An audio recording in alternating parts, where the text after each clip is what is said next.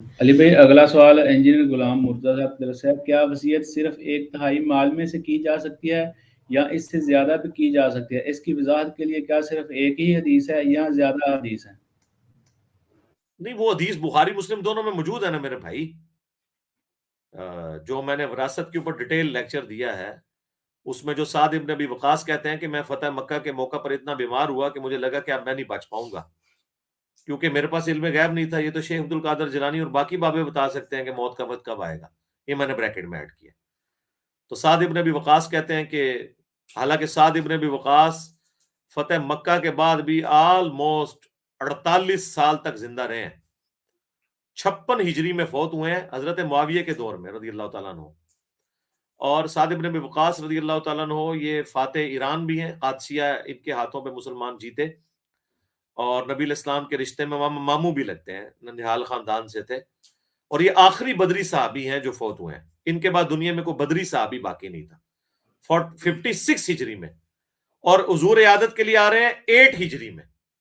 تو 8 اور 56 میں آپ دیکھ لیں 48 سال کا فرق ہے. تو کہتے ہیں مجھے لگا کہ میں نہیں اب بچوں گا. تو نبی اسلام سے جب آئے تو میں نے کہا یا رسول اللہ آپ مجھے اجازت دیں، میری تو ایک بیٹی ہے، میں تو چاہ رہا ہوں کہ اپنا سارا مال اللہ کی راہ میں خیرات کر دوں. تو آپ نے اجازت نہیں دی. پھر انہوں نے کہا 2/3. تو آپ نے فرمایا لا نہیں. پھر کہا آدھا مال، فرمایا نہیں.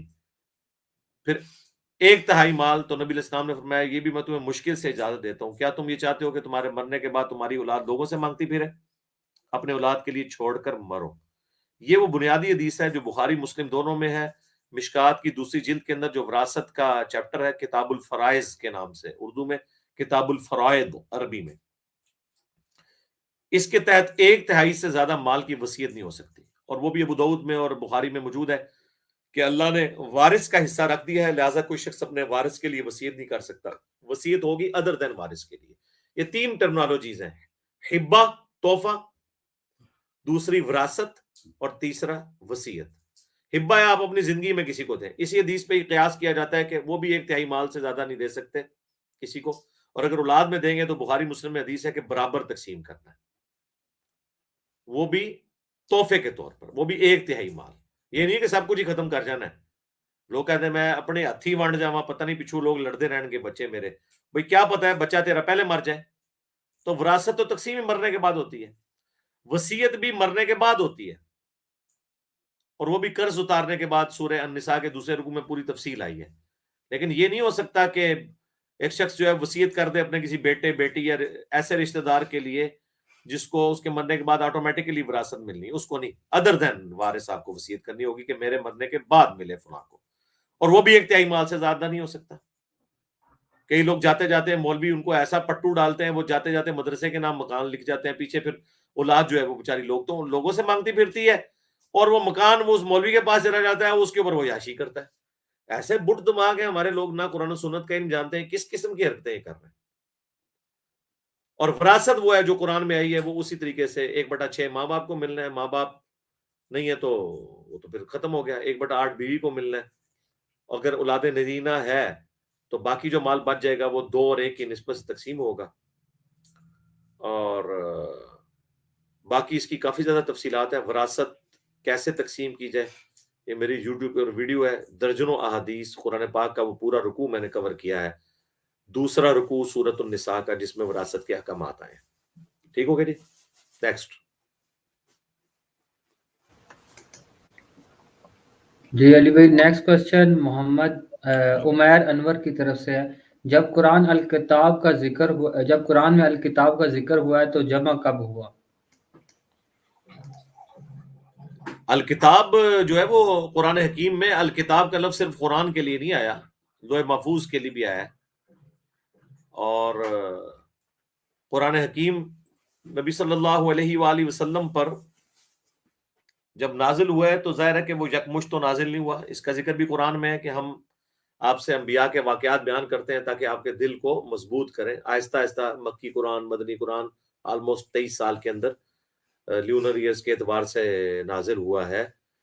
تو ظاہر ہے یکمشت تو نہیں ہوا، یہ تو سب مانتے ہیں. باقی نبی الاسلام کی وفات سے پہلے یہ مکمل ہو چکا تھا، اور نبی الاسلام وہی لکھوایا کرتے تھے. زبانی بھی صحابہ کرام یاد رکھتے تھے. صحیح بخاری میں موجود ہے جب حفاظ شہید ہوئے جنگ یمامہ میں تو حضرت بکر صدیق رضی اللہ تعالیٰ نے اسے ایک جگہ جمع کرنے کا، مطلب ریٹن فارم میں تو موجود تھا، اسکیٹرڈ فارم میں عرب کے لوگ تو اپنے حافظے پہ چلتے تھے، تو انہوں نے ایک جگہ اس کو پراپرلی کیا جمع.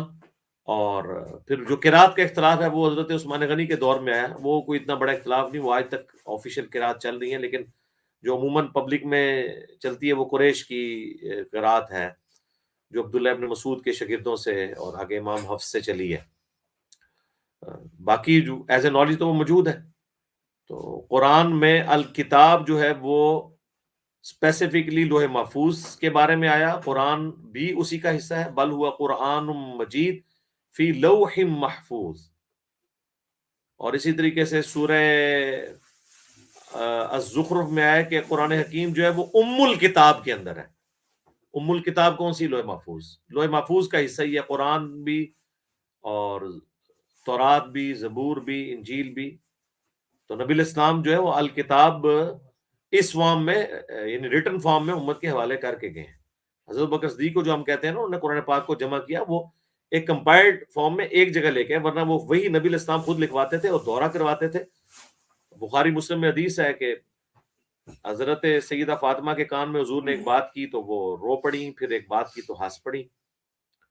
تو بعد میں حضرت عائشہ نے جب پوچھا حضور کی وفات کے بعد، تو انہوں نے کہا کہ نبی الاسلام نے مجھے کہا تھا کہ ہر سال حضرت جبرائیل ایک دفعہ دورہ قرآن مجھ سے کرنے آتے تھے، جتنا یعنی قرآن نازل ہوا تھا اس کا دورہ کرتے تھے. اس دفعہ 2 دفعہ آئے ہیں، مجھے لگتا ہے میں اب عنقریب دنیا سے چلا جاؤں گا. اس پہ میں رو پڑی. تو پھر نبی الاسلام نے فرمایا کہ کیا تم اس پہ خوش نہیں ہو کہ تم جنتی عورتوں کی سردار ہو، اور میرے مرنے کے بعد میرے اہل بیت میں سب سے پہلے تم مجھے آ کے ملو گی. تو اس پہ وہ خوش ہوئی، اور 6 مہینے بعد ان کی بھی ڈیتھ ہو گئی. تو نبی الاسلام یہ جو قرآن کا دورہ کرواتے تھے، یعنی کمپلیٹ ہونے کے وقت. باقی یہ جو ادھر ادھر جو کہانیاں جو لوگ کروا رہے ہیں، ان کا نام بھی میں لے کے ان کو مشہور نہیں کرنا چاہتا. امت کے اجماع کے خلاف کوئی بھی چیز ہے اس کو ایکسیپٹ کرنے کی ضرورت ہی نہیں ہے. یعنی اگر آپ کوئی ایک لے کے آ جائے تحقیق کہ جی خانہ کعبہ جو ہے وہ پاکستان میں تھا، یہ بعد میں شفٹ ہوا ہے سعودیہ کے اندر، تو کسی مسلمان کا عقیدہ نہیں.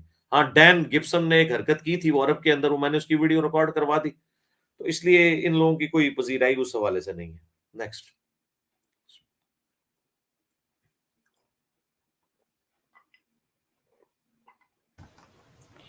اگلا سوال ہے ہماری کی بہن کی طرف سے ہے، کیا شرابی شوہر کو چھوڑ سکتے ہیں جب کہ وہ باقی فرض پورے کرتا ہو؟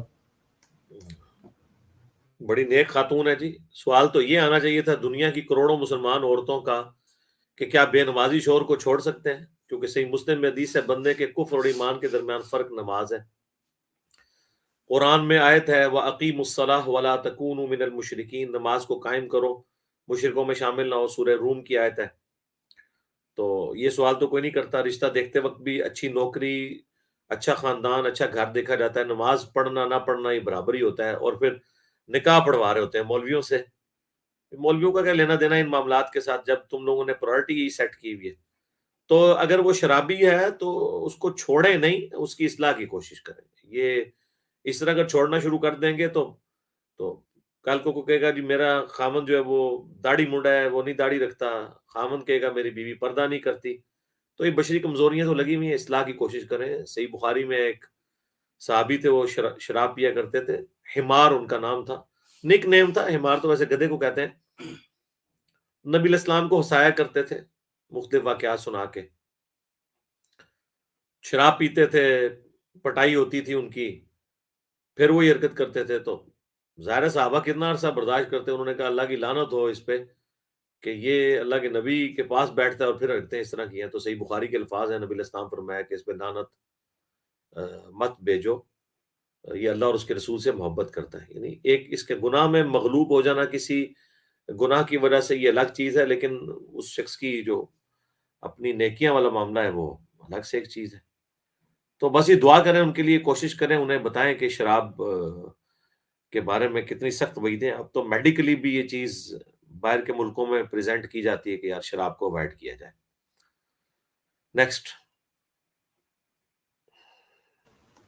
نیکسٹ کوشچن گڈ تھنگس کی طرف سے ہے، گھر میں جو چھپکلی ہوتی ہے اسے مارنا لازمی ہے؟ لازمی تو خیر نہیں ہے، لیکن اگر آپ کو تنگ کر رہی ہیں تو انہیں ماریں. تو ظاہر ہے کہ انسان اشرف المخلوقات ہے، اسی کے لیے باقی ساری مخلوقات ہیں. مچھر بھی بعض اوقات مارنے پڑ جاتے ہیں، کاکروچ بھی مارنے پڑ جاتے ہیں. مارنا کوئی ضروری نہیں ہے کہ جتنی چھپکلی ہیں ان کو ڈھونڈ ڈھونڈ کے آپ نے ضروری مار کے ہی دنیا سے ختم کرنا ہے. اللہ نے پیدا کی ہیں تو مقصد کے تحت پیدا کی ہوئی ہیں. جہاں سے آپ کو خطرہ ہو، تو یعنی آپ کچن میں ہے یا کہیں پہ کثرت سے اس طریقے سے آ جاتی ہیں تو خطرہ ہوتا ہے دودھ میں نہ گر جائیں، اور اس کی وجہ سے کئی دفعہ ڈیتھ بھی ہوئی ہے لوگوں کی. دودھ میں گر گئی، پتہ نہیں چلا، دودھ کو ابالا دیا، بچوں کو دودھ پلایا، بچوں کی ڈیتھ ہو گئی. یہ آئے دن واقعات اس طرح کے ملتے رہتے ہیں. نیکسٹ.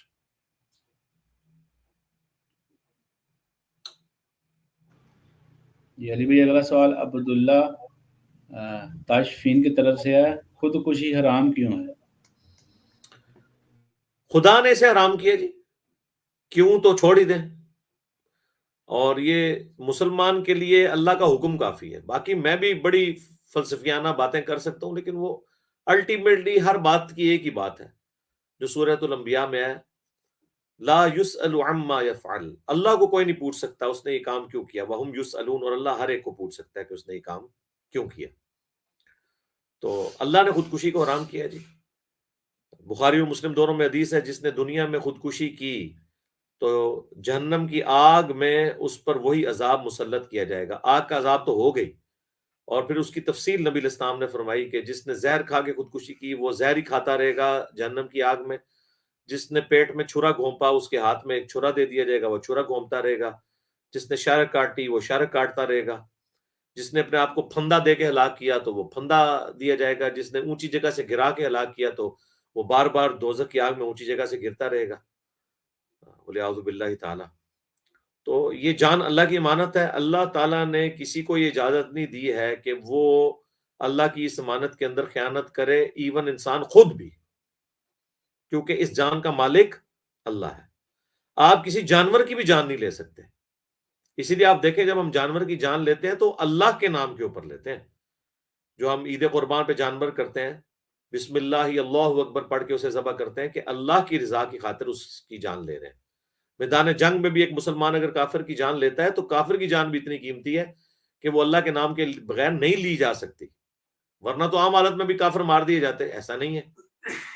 اس کے الٹ صحیح بخاری میں حدیث ہے کہ جس نے ایک ذمی کافر کو جان بوجھ کے قتل کیا، جو مسلمان ملک میں ٹیکس پے کر کے رہ رہا تھا، جس کے ساتھ معاہدہ تھا، تو جنت میں تو جانا دور کی بات، بخاری کے الفاظ ہیں وہ جنت کی خوشبو بھی نہیں پائے گا، جو کہ 40 سال کی مسافت سے بھی آ رہی ہوگی. تو اگر مسلمان کو نہ حق قتل کر دے غیر مسلم کو، یہ تو اس کے لیے وعید ہے. اور ایک شخص اپنے آپ کو قتل کرتا ہے وہ تو اس سے بڑا مجرم ہے. تو جان اللہ کی امانت ہے، اللہ کی مرضی کے بغیر جان نہیں لی جا سکتی. تو اللہ نے جو کہ خودکشی کو حرام کیا ہے، صحیح مسلم میں ہے کہ نبی الاسلام کے سامنے خودکشی والے کا جنازہ لایا گیا، آپ نے نہیں پڑھا. لو میں خودکشی کرنا، سوسائڈ کرنا، یہ میری ویڈیو پچھلے دنوں ریکارڈ ہوئی ہے جو جیو پہ ایک خبر چلی تھی، باقی نیوز چینل پہ بھی چلی، وہ ہم نے وہ اسپیشلی اس میں ڈال دی تھی خبر، تو اس کے اوپر میں تفصیلی گفتگو کی ہے، وہ آپ میری ویڈیو دیکھ لیں. نیکسٹ.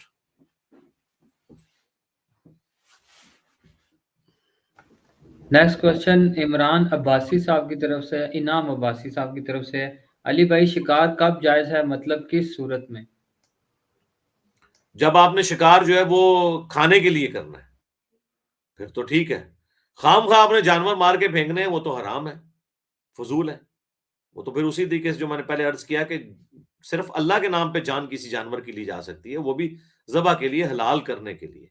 یہ تو نہیں ہے ایک شخص جو ہے وہ لے کے تو بندوق چلا جائے اور صبح سے شام تک وہ پکنک کے طور پہ شکار کرے، یا مچھلیاں جو ہے وہ شکار کر کے پھینکتا جائے. نہیں، شکار آپ کر سکتے ہیں اگر آپ نے اس کو استعمال کرنا ہے، یا آپ کا ذریعہ معاش ہے، یا گھر کے لیے لے کے آنا ہے، ضرور کریں شکار. لیکن شوقیہ شکار تو حرام ہے، جانوروں کو خام خواہ مارنا. نیکسٹ.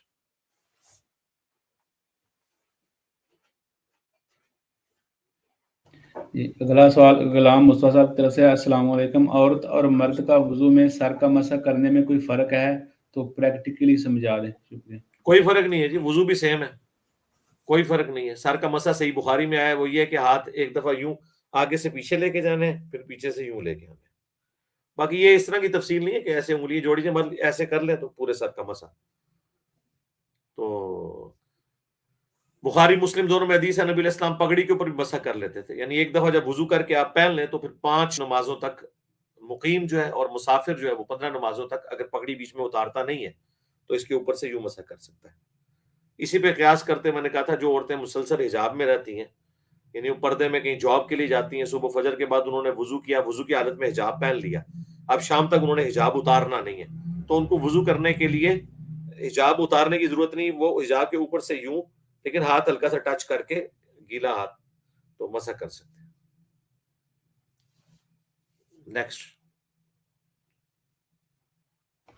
نیکسٹ کوشچن علی ڈینٹل کلینک کی طرف سے ہے.